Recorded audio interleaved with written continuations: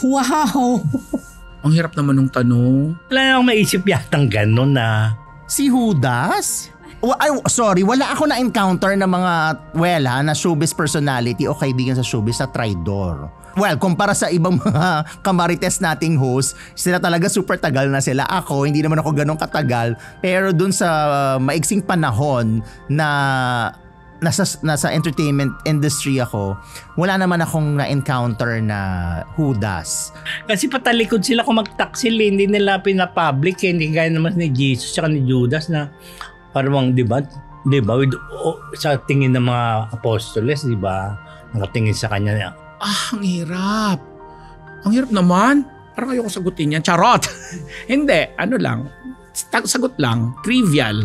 Ang dami. Pero, yung lolo sa person. Ako na lang siguro yung uupo dun sa talaga ganun sa pwesto ni Judas. Kasi, di ba, yung si Judas naman nire-represent naman niya kasi nagkaroon naman siya ng pagnilay-nilay, pinagsisihan niya yung ginawa niya. In fact, nagbiktim pa siya, 'di ba, na sa halagang 13 pieces of 'di ba, pinagkaanulo niya. Ang hirap nung tanong ko sinong iuupo ko kasi sa dami rin ng mga naging ka-close ko na talagang pwede kong banggitin mula kay Albert Martinez, kay Vong Navarro, na kay Alfred Vargas, Benji Paras, Papa P, Piolo Pascual, of course sina Ate V, at marami pa mga kasabayan nila nung araw na hindi ko naman siguro sila pauupuin doon sa upuan ni Judas. Wala akong maisip. Kasi syempre, manggagaling naman yan from your personal experience or relationship, di ba? So sa personal ko, wala naman, I would say. Okay. Ako kasi, bilang kaibigan, kung nasa isang sitwasyon ng kaibigan ko at alam ko namang nasa tama siya at kailangan ng pagtatanggol, ipagtatanggol ko siya. Of course, niya si Vilma, si Sharo, yung pa rin, doon pa rin. Ngayon kasi, bihira na yung artistang makakausap mo ng personal and everything. May magsasabi sa'yo, pero off the record yan. Mga tipong, yun ang uso na ngayon. Forever grateful ako sa kanila. Kung hindi dahil sa kanila, hindi ako maging kilala sa showbiz. Sila pa rin ay pagtatanggol ko. Mas kailangan nila yung tulong kong pagtanggol sila. Kahit wala sila, hindi na sinasabi, I'll try to do my part para alam nilang andito lang ako sa likod nila. Madami na. Of course, nangunguna dyan lagi si Ate V. Sa dami naman. Lalo at recent lang ito, di ba, sa politika. Although, alam naman na yan ni Ate V. Pero ang pinakaisa pang naaalala ko na talagang umabot kami sa puntong, alam mo yon, nasa korte, nagpipresenta ka ng mga ebidensya. Si Christopher Min. Madalas sa dami ng mga demanda ni Nanay Christopher Min, madalas lagi niya akong kinukuhang witness at binibigay ko yung ganung klaseng pagtulong sa kanya kasi pinaniniwalaan ko siya, lalo na doon sa mga issue talaga namang alam kong nasa katarungan siya. Pero pag alam ko naman na medyo false, sabi ko, Nay, medyo hindi ako pabor dyan sa mo kasi sa dinami-rami rin ng pinagdaanan niya, lalo nung mga panahon na talaga nagtatalbugan ng mga cheque, ng mga bayad ng mga artista, nandoon ako para mag-witness. Si Alvin Patrimonio, napakahabang panahon at napakaraming mga battle. Actually, nandoon na nga yung pangalan ko sa Supreme Court. Yung mga dingdemanda, makikita mo doon yung nag-testify ako, nag-witness ako. Nandoon na yung pangalan ni Ambet na Idilberto pala. Nandoon na sa daming beses na akong nag-testify at nag-witness dito sa mga ganitong klaseng personalities. Alam ko na negative siya madalas sa iba. Si Gabby Garcia. May time na na-issue siya, iba kasi naging pagkakakayala ko kay Gabby. So, sinulat ko. Pinagtanggol ko siya, dinepenta ko siya. Without expecting anything na tatawagan niya ako to say thank you or what, but she did. So, alam mo yon, natuwa ako doon. Kasi marami kasi sa mga artista, pag sinulat mo ng maganda, wala lang. Pag sinulat mo ng napitik mo ng konti, nakatawag na agad. Kung mali yung kaibigan ko, hindi na lang ako magsasalita. Kasi kaibigan ko pa rin siya eh. Hindi ko pwede ilaglag, 'di ba? But hindi ko siya ipagtatanggol. Kung may mali siya nagawa, tatahimik na lang ako. Sa showbiz, wala akong parang artista na kailangang maging PR niya ako at ipagtanggol ko siya ng bongga. Walang ganon.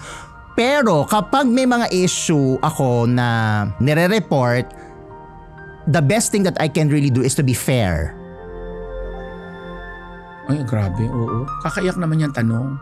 Hanggang ngayon, na iniiyakan ko. Pagpanaw ni Direk Mario de los Reyes, hindi lang siya isang profesor sa akin. Sa UP, hindi ko lang siya kasama sa Alumni Association, hindi ko lang siya kaibigan.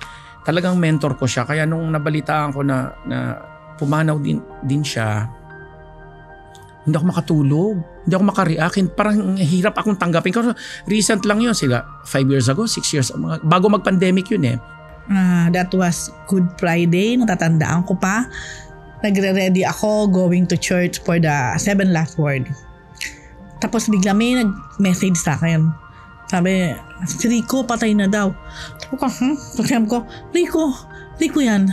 So nung na-confirm ko na to, ay parang ano pa rin, no? Bibilig pa rin yung ulo ko. Hindi na ako nakapag-church. Na-shock of course.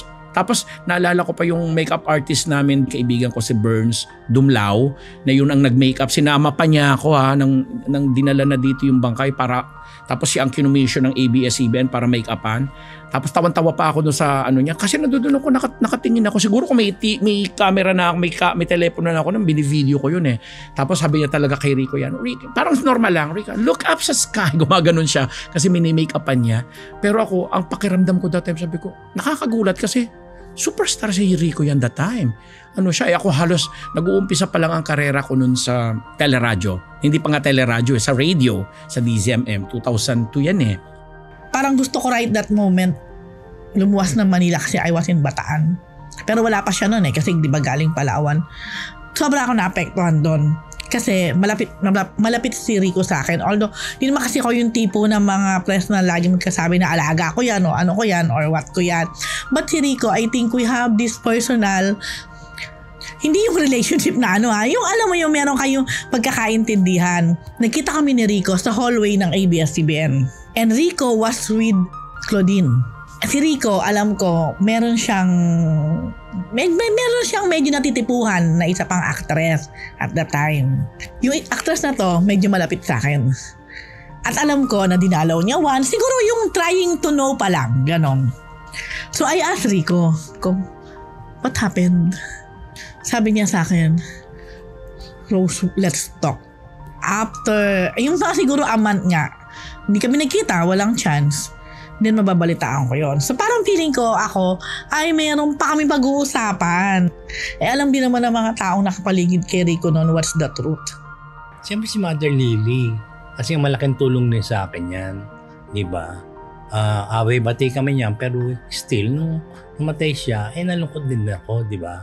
Kumbaga wala na yung nalalapitan namin, na nabibiro namin na sa estado niya yan, di ba, na bilyonarya, di ba? Parang nakakalungkot dun pagkamatay nila mag-asawa kasi yung asawa niya kasi Father Remy, kami hi-hello lang, hindi kaya ni Mother na talagang cordial lang aming press mula sa press hanggang napunta sa friendship, demandahan, away, bati, gawan. Actually, nangyari to, hindi pa ako showbiz correspondent. Police reporter pa ako. Pero ako yung nag-cover nung pagkamatay ni Miss Nida Blanca. Isa kami sa mga unang pumunta sa site. Tapos na-assign ako para i-follow up yun. Kasi medyo mahabang proseso yun eh. So gabi-gabi nasa wake kami ni Miss Nida. Natatandaan ko, syempre lumaki kasi ako sa John and Marcia. At na lumaki ako sa mga Nida Blanca movies, ganyan. So kaya nung nalaman ko yun, medyo depressed talaga ako ng bongga. Natatandaan ko after ko mag-cover nung unang araw na natagpuan siya, pagka-report ko, pagka-voice ko nun, ang una-una kong ginawa, nagpagupit ako. So para akong di ba sinasabi na pag papagupit ka gusto mong makalimot o gusto mo kapag move on. Ganun. Sobra ako nagpagupit ng maigsi. Kasi parang 4x5, ganyan yung natatandaan ko kasi nga sobra akong parang naapektuhan na parang hindi naman ako close sa kanya. I mean, hindi ko ba siya na-interview ever at hindi naman ako showbiz correspondent during that time. Pero dahil sa siguro nga lumaki ako na nanonood ako ng John and Marcia, nanonood ako ng mga pelikula at mga TV shows niya, TV programs niya, parang nalungkot ako. Tsaka the way na maalam siya sa mundong ito. So yun yung naalala ko na sad talaga ako. Hindi ko siya na-witness personally, pero nasubaybayan ko kasi somehow yung social media ni Jackie Forster.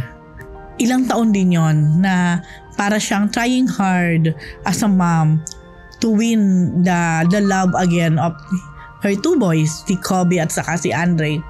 So parang at the time, parang magiging okay pa kaya itong mag-iina na to? Mangyayari pa kaya yung pangarap ni Jackie na maging nanay sa kanyang dalawang panganay na anak? Then it turns out na nagiging okay na sila. Tapos ngayon super okay na sila. Isa yun sa kung reconciliation man na matatawag yun na happy ako. Hindi siguro, pero kinatuwa ako yung papatawaran at pagtanggap ng kapatawaran ni Nadia Montenegro kay Christopher Min. For the longest time, si Nadia, alam naman ng showbiz ito na si Nadia Montenegro ang naging dahilan kung bakit nawala, natanggal, inalis sa ABS-CBN network si Christy. Nakakasama ko na si Christy. So na-witness ko yung, alam mo, yung klase ng pamamaraan ng pagpapahayag niya bilang isang practitioner.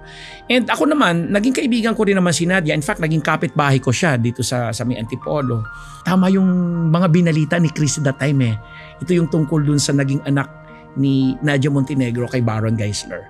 Yun yung issue dun eh. Kaya lang since bata yung involved, nagdesisyon ng management no ng ABS-CBN na kampihan si Nadia kasi 'di ba iba. Pero kung titingnan mo yung katotohanan ng balita, tama naman, totoo naman. But the thing is, siguro may kaparaanan lang na medyo offensive ang dating or talagang nakakaano.